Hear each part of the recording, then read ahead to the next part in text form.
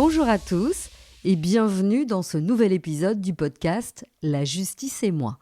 Je suis Nadia Bouria et je vous raconte le droit simplement, histoire de peut-être vous réconcilier avec le monde judiciaire.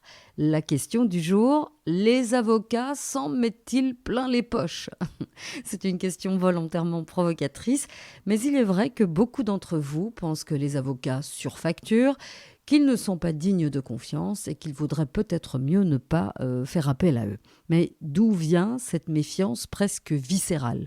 Alors je dois vous avouer que même moi, il m'est arrivé d'avoir un client ou une cliente qui me pose mille et une questions sur ma facture alors que je fais systématiquement signer une convention d'honoraires, donc un contrat qui explique en détail comment je fixe ces honoraires. Alors ça m'a poussé à me poser énormément de questions parce que je trouvais ça assez étrange.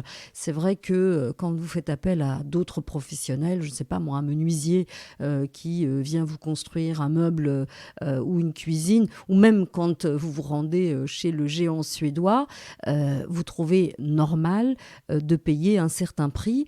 Mais quand il s'agit de l'avocat, quand il vous demande une provision d'honoraires de 500 000, 2005 ou 5 000 euros, vous trouvez systématiquement que c'est beaucoup trop d'argent et que c'est beaucoup trop cher payé par rapport aux prestations.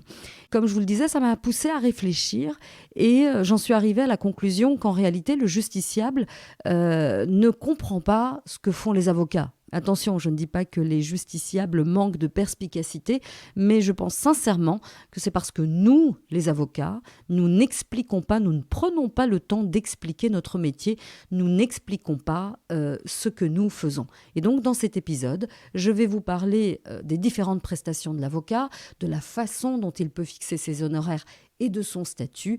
Et ce sont ces éléments cumulés qui expliquent pourquoi les honoraires peuvent vous paraître si chers. Alors, première question, que fait réellement l'avocat ? Quelles sont les prestations qu'il fournit dans un dossier ? Alors, je dirais que le travail de l'avocat, c'est comme l'iceberg.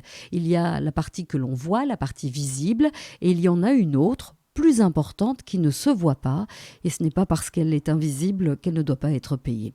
Alors le travail évident, la partie visible de l'iceberg, est celui de la plaidoirie.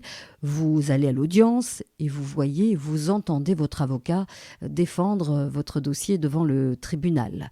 Mais avant de plaider le dossier devant le juge, il y a un énorme travail qui doit être abattu pour pouvoir, 1, avoir l'opportunité de plaider votre affaire et 2, pour que la plaidoirie soit pertinente. Et ça, c'est toute la partie immergée de l'iceberg. Alors, je m'explique. De manière générale, l'avocat rencontre d'abord son client à son cabinet ou à la prison s'il est détenu. Il l'écoute, il rend un avis juridique, parfois oralement, parfois par écrit. Alors, dans certains cas, il doit effectuer des recherches parce que le dossier est compliqué ou parce que l'affaire est à la frontière entre 2, voire plusieurs disciplines du droit. Et il doit donc vérifier la manière de procéder. Alors, je vais vous donner un exemple. Lorsqu'un client consulte un avocat pour divorcer, mais que ce même client a obtenu son titre de séjour grâce au mariage, il y a une question cruciale qui se pose. Est-ce qu'il va perdre ce titre de séjour à la suite du divorce ? Si l'avocat est spécialisé en droit de la famille, mais qu'il a peu de connaissances en droit des étrangers, eh bien, il va devoir vérifier l'information dans des livres de droit ou, plus simplement, autre option, il peut appeler un confrère spécialisé en droit des étrangers pour être certain de bien informer son client et de bien l'accompagner dans cette affaire. Autre exemple, un entrepreneur qui veut faire aveu de faillite et qui souhaite avoir un conseil d'un avocat avant de se lancer.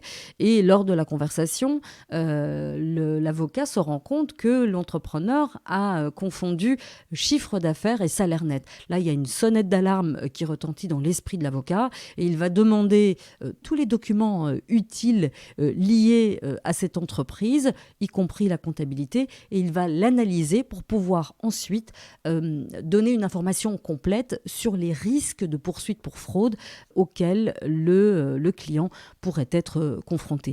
Il existe des exemples à l'infini. Aucun dossier n'est simple. Derrière chaque dossier, il y a des réalités dont il faut absolument tenir compte. Vous comprenez donc que l'avocat doit prendre connaissance de votre situation. Il doit vous demander des documents, donc des pièces. Il doit les analyser pour ensuite les mettre en relation avec les règles en vigueur en la matière. Sans ce travail d'analyse, la stratégie qu'il mettra en place plus tard pourrait s'avérer totalement inefficace. De la même manière, s'il s'agit d'un dossier pénal, l'avocat devra prendre connaissance du dossier répressif au greffe, c'est-à-dire le secrétariat du tribunal, et il ne peut pas le faire comme il le veut, quand il le veut. Il devra écrire pour recevoir l'autorisation de prendre des copies du dossier, et ce dossier répressif fera également l'objet d'une analyse détaillée, ce qui permettra à l'avocat de demander au juge d'instruction ou au procureur de relancer l'enquête s'il y a des lacunes. Ce n'est qu'une fois que tous ces éléments sont entre les mains de l'avocat qu'il va donc élaborer une stratégie, mais il va aller un cran plus loin. Il va devoir vérifier si elle tient la route. Alors comment fait-il cette vérification ? Eh bien, il va aller analyser la loi ou les lois et la jurisprudence. Alors qu'est-ce que la jurisprudence ? Eh bien, ce sont toutes les autres décisions qui ont déjà été prises par les juges dans le même genre d'affaires que celle-là. C'est-à-dire qu'il va aller décortiquer les jugements qui ont été rendus dans le même type d'affaires, c'est-à-dire qu'il va aller décortiquer tous les arguments qui ont été retenus par le juge, et ces arguments vont lui servir pour défendre votre dossier. Et parfois, d'un arrondissement à l'autre, d'un tribunal à l'autre, la jurisprudence peut être différente. Et donc, si vous croisez un avocat qui vous dit « je dois vérifier », ça ne veut pas dire qu'il ne s'y connaît pas, cela veut tout simplement dire que l'avocat fait très bien son travail. Ensuite, si vous décidez de poursuivre la partie adverse ou si vous décidez de vous constituer partie civile, eh bien l'avocat devra rédiger une requête, une citation ou une constitution de partie civile. C'est ce qu'on appelle un écrit de procédure. Et cet écrit doit répondre à des règles très strictes. Alors si vous oubliez ou si votre avocat oublie un élément, il est possible que votre demande soit tout simplement déclarée irrecevable, c'est-à-dire que le juge ne l'examinera même pas. Alors ce n'est pas un manque de volonté de la part du juge, mais il faut savoir que le juge est tenu par ce que dit la loi, il ne fait pas ce qu'il veut, et donc si la loi impose une série de critères, ne fût-ce que pour introduire le dossier, eh bien, il n'aura pas d'autre choix que d'écarter votre affaire. Alors plus tard dans la procédure, votre avocat devra éventuellement rédiger des conclusions, alors c'est-à-dire un rapport dans lequel il répond aux arguments de la partie adverse ou du ministère public. Et parfois, il y a 2, voire 3 jeux de conclusion, c'est-à-dire que chacun à son tour, l'avocat répond aux arguments de l'autre avocat. Je vous ai ici cité que quelques-unes des prestations que l'avocat doit faire et qui prennent énormément de temps.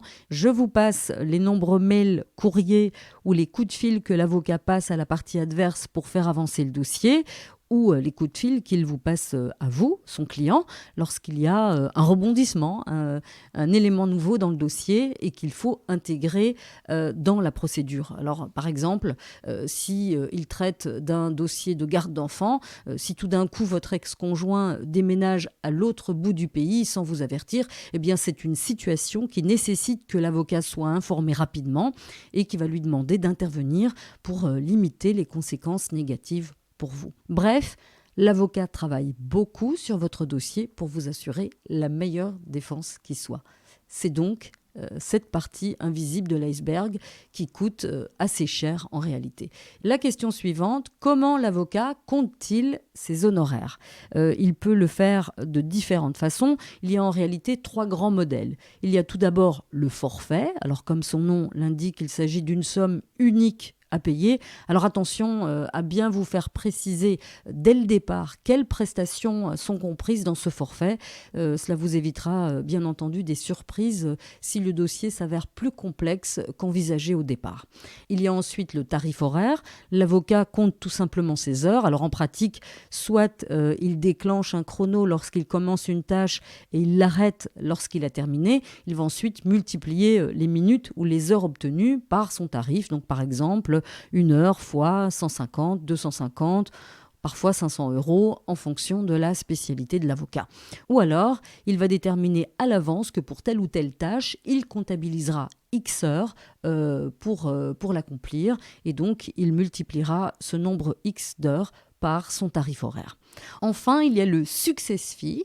Il s'agit en réalité d'une rémunération au résultat, c'est-à-dire que lorsque l'avocat doit récupérer une somme d'argent pour vous, il attendra la fin de la procédure pour prélever ses honoraires une fois que le montant aura été versé par la partie adverse. C'est ce que vous voyez très souvent dans les films ou les séries américaines. Mais alors attention, parce qu'il y a une subtilité. En Belgique et en France, la rémunération au résultat est interdite. Elle doit toujours être accompagnée d'une provision, même très faible. Alors par exemple, si à la suite d'un accident de la route, vous avez des séquelles et que l'avocat estime pouvoir récupérer 100 000 €, son success fee pourra être évalué à 10 000 €, mais vous devrez en début de procédure lui verser par exemple une provision de 1 000 ou 1 500 €.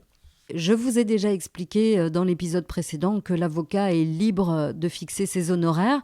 Certains offrent la première consultation, d'autres vous font payer dès la première minute de conseil, certains proposent des abonnements, d'autres encore font payer la note d'honoraire tout à la fin, ce qui peut vous réserver des surprises. Enfin, il y a ceux qui font payer des provisions successives, c'est-à-dire au fur et à mesure des prestations.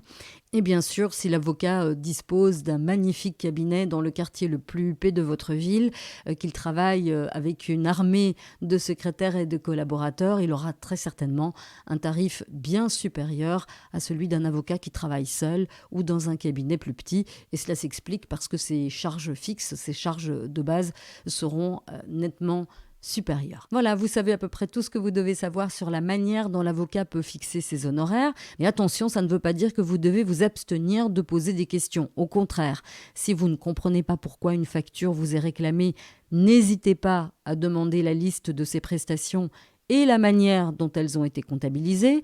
Il arrive parfois que l'avocat ou son assistant ou son assistante se trompe dans le décompte qui est effectué et il suffit de demander une explication et lorsque l'erreur est identifiée, eh bien, la facture est rectifiée par la suite.